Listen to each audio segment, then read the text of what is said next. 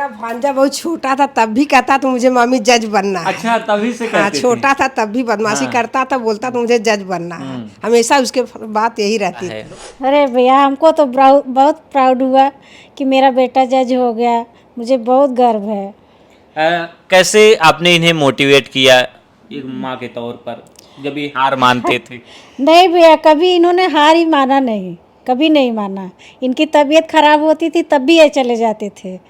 इनको कभी कुछ कहना नहीं पड़ा। मेरे पीछे पीछे हमेशा लगे रहते थे, मुझे कभी छोड़ते ही नहीं थे। एक सिस्टम उतना ही अच्छा होता है या उतना ही बुरा होता है जिसको उतने चलाने वाले होते हैं।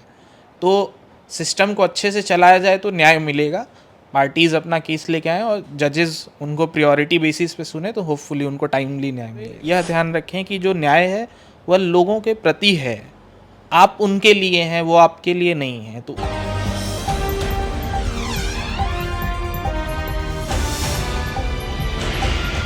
नमस्कार दोस्तों, मेरा नाम है प्रमोद गुप्ता और आप देख रहे हैं जे भारत न्यूज। जौनपुर को अधिकारियों का शहर कहा जाता हो। यहाँ सबसे ज़्यादा आईएएस और पीसीएस हैं। जितना पूरे देश में नहीं है उससे ज़्यादा हमारे जौनपुर जिले के माधोपट्टी के एक गांव में है। माधोपट्टी के गांव में एक एक घर में आईएएस पीसीएस आपको देखने को मिलेंगे। ऐसे में जौनपुर में कई होनहार फिर से निकले हैं। अभी हाल ही में पीसीएसजे का रिजल्ट आया है जिसमें स्नेहिल कुंवर सिंह ने बाजी मारी है। हम उनसे खास बातचीत करेंगे। भैया बहुत बहुत स्वागत है, एक बार फिर से आपको बधाई। Thank you so much. कैसे आपकी तैयारियां रही, क्या कुछ सफर रहा आपका? तो क्योंकि मैंने सेल्फ प्रिपरेशन की थी तो मेरा फोकस था कि आप जब भी पढ़ते हैं और लॉ एक प्रैक्टिकल है तो उनके सभी आप प्रैक्टिकल एस्पेक्ट्स को समझें, जिसको देखते हुए मैंने अपनी लॉ डिग्री BLLB ऑनर्स को काफ़ी सीरियसली लिया। और जब ये नोटिफिकेशन आया तो उसमें नोटिफिकेशन की रिक्वायरमेंट्स के अकॉर्डिंग मैंने प्रिपरेशन की और थैंकफुली मुझे आज 4th रैंक मिली है। प्रदेश में 4था रैंक आया है। ऐसे किस तरह से आप पढ़ाई करते थे, घर पे कितने घंटे पढ़ते थे, सेल्फ स्टडी में क्या क्या मटेरियल यूज करते थे? तो जहाँ तक रही नंबर ऑफ़ आवर्स की बात, तो वो करीब 10 से 12 औसतन घंटे रहते थे।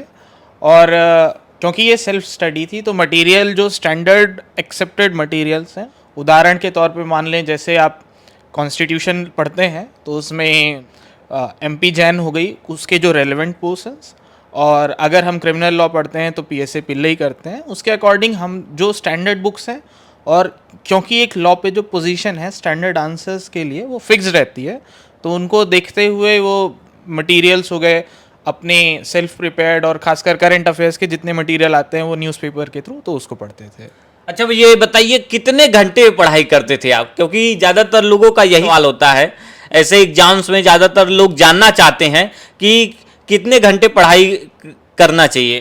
तो देखिए, मेरा तो ये मानना है, जैसे आपका फोकस ये होना चाहिए कि आप जितनी भी देर पढ़ें, irrespective of the number of hours, आप पढ़ें तो उसे समझ के पढ़ें।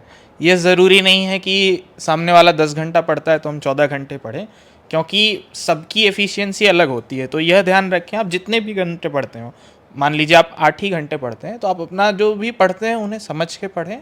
और औसतन मेरे लगभग 10 से 12 जो भी रहते थे, लेकिन बात ये थी कि घंटों से ज़्यादा ध्यान रखना कि जो जो चीज़ें हैं वो पूरी तरीके से समझी जाएं, ताकि बाद में यह ना दिक्कत हो कि आपने दे तो दिए इतने समय लेकिन वो वेस्ट ना जाएं। तो इसलिए एफिशिएंसी रखिए। सोशल मीडिया को लेकर के कई लोग सीरियस होते हैं, कई लोग इसे पॉजिटिव में लेते हैं, कई लोग निगेटिव में। तो फिलहाल आपका कैसे रहा इस एग्जाम में? पॉजिटिव रहा कि निगेटिव रहा? कैसे आपने उसे यूज किया कि नहीं किया? तो मेरे सोशल नेटवर्किंग साइट्स पे सच कोई अकाउंट नहीं है, एक्सेप्ट व्हाट्सएप, जो आजकल मोर और लेस एकदम से कॉमन हो गया, क्योंकि एक तो वो बात करने का मीडियम है और हमारे एजुकेशनल मटेरियल्स इजीली शेयर होते हैं। जी, शेयरिंग करने का एक हमारे पास माध्यम है। और लिंक्डइन पे मेरी एक्टिविटी रहती थी क्योंकि वो भी एक प्रोफेशनल प्लेटफॉर्म जी, तो इन दोनों पे रखते थे। और जहाँ तक रही सोशल मीडिया या इंटरनेट का जनरल यूसेज की बात रही, तो आप उन्हें जितना पॉजिटिव रखें वो उतना अच्छा है, वरना वो आपके ऊपर हावी हो जाएगी। क्या बचपन से ऐसा कुछ बनने का सपना था कि क्या अचानक से जिंदगी ने मोड़ लिया, अचानक से बन गए? क्या कुछ कहानी रही इसकी? तो जहाँ तक रही बात लीगल फ्रेटर्निटी की, वो मैं फर्स्ट जनरेशन पर्सन हूँ, लेकिन इस फील्ड को इंट्रोड्यूस किया था मेरे पापा ने अराउंड क्लास 9th और 10th के। और ख़ासकर हम देखते हैं हमारा ऑनरेबल सुप्रीम कोर्ट किस हिसाब से ऑनरेबल सुप्रीम कोर्ट की जजमेंट्स आती हैं एंड उनका इम्पैक्ट सोसाइटी एट लार्ज पे रहता है। तो उन सभी चीज़ों को देखते हुए मेरा स्टार्टिंग से ही प्लान था। लॉ भी इनफैक्ट मैंने इसलिए परसू किया because I wanted to be a जज। तो इन सभी चीज़ों को देखते हुए it was not a sudden thing कि अचानक से कुछ टर्निंग पॉइंट हुआ, but it was a well thought of and planned thing. आप एक लॉ स्टूडेंट भी रहे हैं, लॉ के लिए प्रैक्टिस भी करी है, तो एक बात बताइए, क्या जो एडवोकेट होते हैं क्या उनमें कुछ बदलाव की ज़रूरत होती है? कभी आपने देखा कि नहीं इस तरह से चीज़ें बदली जा सकती? तो देखिए, क्योंकि हम लीगल प्रोफेशन में एक चीज़ कहते हैं कि आप किसी भी पोजीशन पे हो, आप स्टूडेंट ऑफ लॉ रहते हैं, तो स्कोप फॉर इम्प्रूवमेंट सभी में रहता है।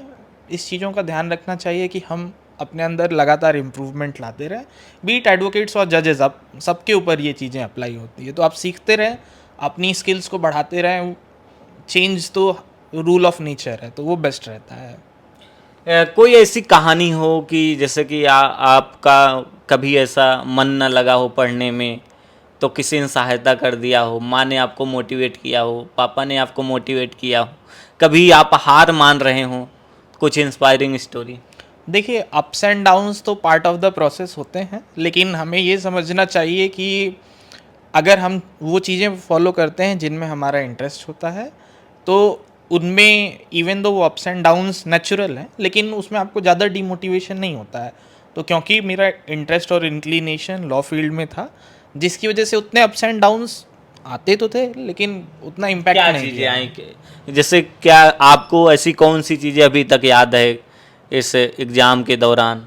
जैसे, क्योंकि ये एक लॉन्ग ड्रॉन प्रोसेस होती है, आपका प्रीलिम्स होता है, मेंस होता है, सबके अपने अपने रिजल्ट्स आते हैं, आपको रिजल्ट की एंग्जाइटी रहती है, आप सोचते हैं फिर इंटरव्यू, अलग अलग स्टेजेस अलग अलग तरीके से रहते हैं, तो एंग्जाइटी आती है। हाँ, आपको लगता है कि ठीक है, क्योंकि ये लॉन्ग ड्रॉन प्रोसेस है, तो आप कहाँ जा रहे हैं, 2-4 दिन 10 दिन 1 महीने की बात तो होती नहीं, काफ़ी महीने लगते हैं, बट वो नेचुरल है। उसमें ये होता है कि आप अपने लिए थोड़ा टाइम ऑफ लें, आप ये ध्यान रखें कि आप इसको किस चीज़ के लिए परसू कर रहे हैं। और लीगल प्रोफेशन हमारा हमेशा से नोबल प्रोफेशन रहा है, क्योंकि through out the human history हम जस्टिस डिस्पेंसेशन को एक काफ़ी ऊंचे दर्जे पर रखते हैं। तो उस मोटिवेशन को आप जब तक ध्यान में रखते हैं, तो कोई भी कठिनाई आपको ज़्यादा नहीं लगेगी।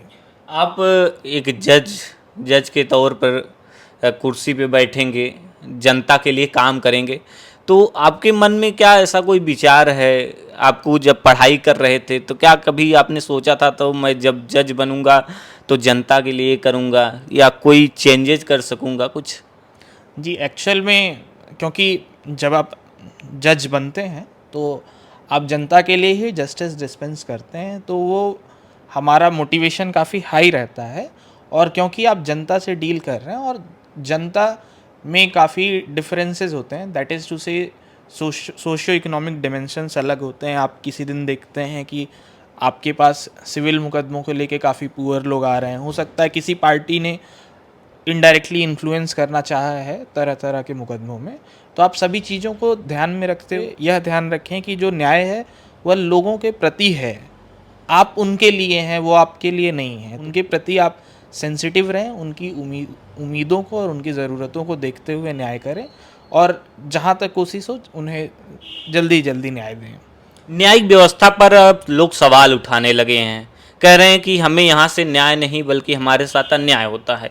कोई केस 1 महीने 2 महीने, बल्कि उनको न्याय पाने की उम्मीद में उनको 20 साल 30 साल 40 साल तब पता चलता है कि वो निर्दोष हैं।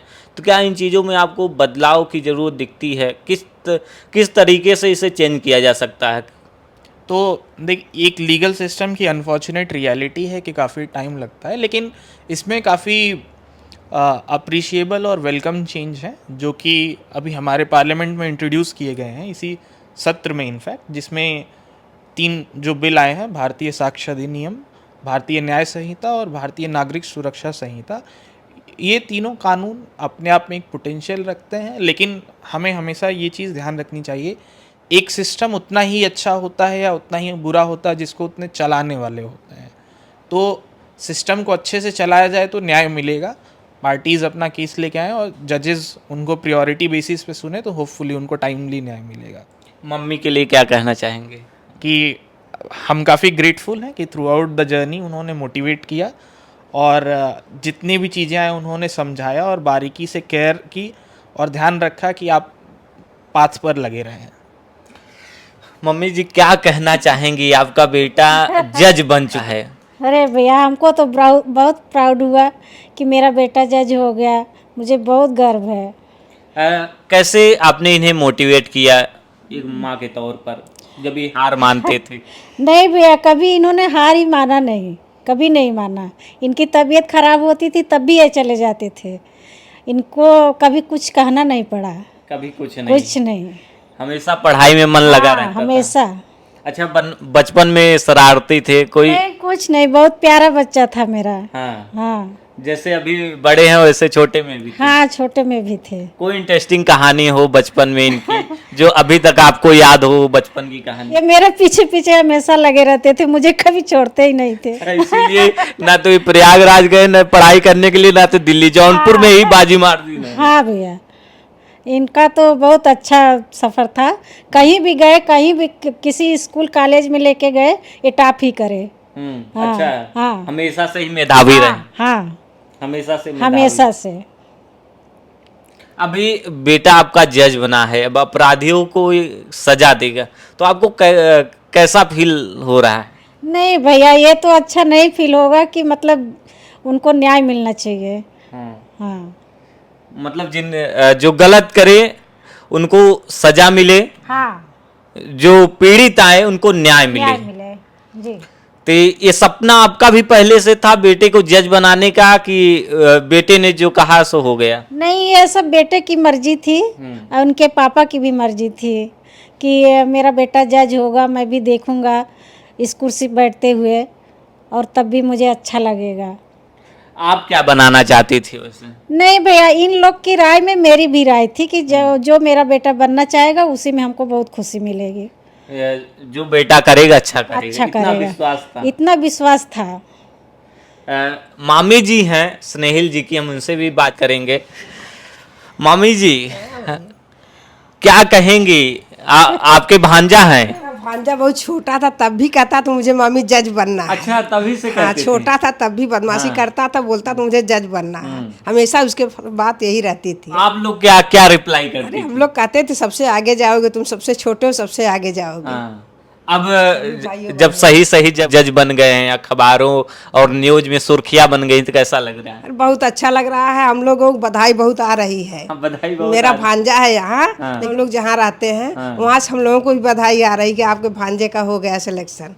देख सकते हैं परिवार में और गांव में, जिले में हर तरफ खुशियां ही खुशियां हैं, क्योंकि जौनपुर के लाल ने, स्नेहिल कुमार सिंह ने 4th रैंक लाई है पूरे प्रदेश में PCSJ में, और एक जज के तौर पर जनता के लिए काम करेंगे। इन्होंने कहा कि सफलता के लिए आपकी कड़ी मेहनत जरूरी होती है। अगर आप कड़ी मेहनत करते हैं, फोकस रहते हैं तो निश्चित ही सफलता मिलेगी।